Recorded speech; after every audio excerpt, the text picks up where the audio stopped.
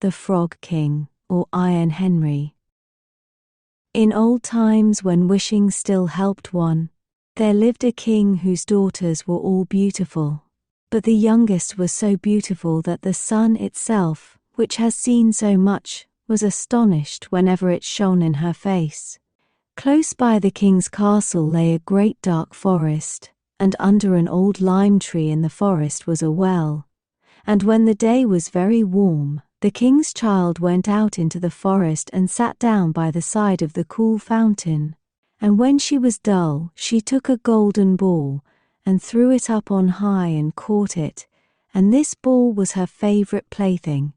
Now it so happened that on one occasion the princess's golden ball did not fall into the little hand which she was holding up for it, but onto the ground beyond, and rolled straight into the water. The king's daughter followed it with her eyes, but it vanished, and the well was deep, so deep that the bottom could not be seen. On this she began to cry, and cried louder and louder, and could not be comforted. And as she thus lamented, someone said to her, "What ails thee, king's daughter? Thou weepest so that even a stone would show pity." She looked round to the side from whence the voice came, and saw a frog stretching forth its thick, ugly head from the water. "Ah, old water splasher, is it thou?" said she. "I am weeping for my golden ball which has fallen into the well." "Be quiet, and do not weep," answered the frog. "I can help thee. But what wilt thou give me if I bring thy plaything up again?" "Whatever thou wilt have, dear frog," said she. "My clothes, my pearls and jewels, and even the golden crown which I am wearing." The frog answered, "I do not care for thy clothes, thy pearls and jewels, or thy golden crown. But if thou wilt love me, and let me be thy companion and playfellow, and sit by thee at thy little table, and eat off thy little golden plate, and drink out of thy little cup, and sleep in thy little bed, if thou wilt promise me this, I will go down below, and bring thee thy golden ball up again." "Oh yes," said she, "I promise thee all thou wishest, if thou wilt but bring me my ball back again." She, however, thought, "How the silly frog does talk. He lives in the water with the other frogs, and croaks, and can be no companion to any human being." But the frog, when he had received this promise, put his head into the water and sank down, and in a short while came swimming up again with the ball in his mouth, and threw it on the grass.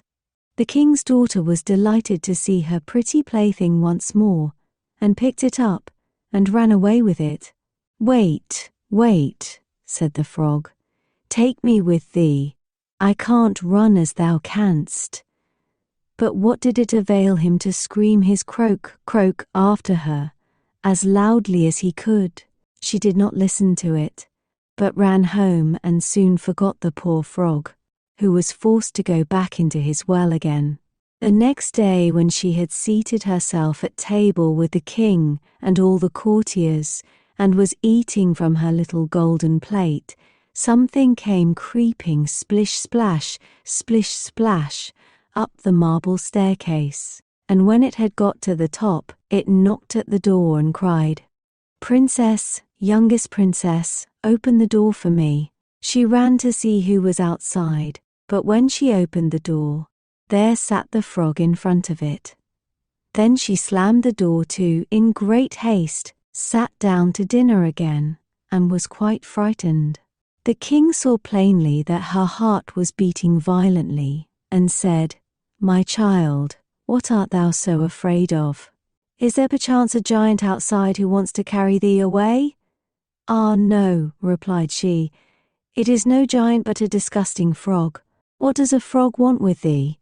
"Ah, dear father, yesterday as I was in the forest sitting by the well, playing, my golden ball fell into the water, and because I cried so, the frog brought it out again for me, and because he so insisted, I promised him he should be my companion, but I never thought he would be able to come out of his water, and now he is outside there, and wants to come in to me. In the meantime it knocked a second time and cried, "Princess, youngest princess, open the door for me. Dost thou not know what thou saidst to me yesterday by the cool waters of the fountain? Princess, youngest princess, open the door for me." Then said the king, "That which thou hast promised must thou perform. Go and let him in." She went and opened the door, and the frog hopped in and followed her step by step to her chair. There he sat and cried, "Lift me up beside thee." She delayed, until at last the king commanded her to do it. When the frog was once on the chair, he wanted to be on the table, and when he was on the table he said, "Now, push thy little golden plate nearer to me that we may eat together." She did this, but it was easy to see that she did not do it willingly. The frog enjoyed what he ate, but almost every mouthful she took choked her. At length he said, "I have eaten and am satisfied. Now I am tired. Carry me into thy little room and make thy little silken bed ready, and we will both lie down and go to sleep." The king's daughter began to cry, for she was afraid of the cold frog which she did not like to touch, and which was now to sleep in her pretty, clean little bed. But the king grew angry and said, "He who helped thee when thou wert in trouble ought not afterwards to be despised by thee."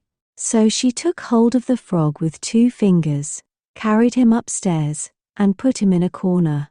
Please like and subscribe for more bedtime tales.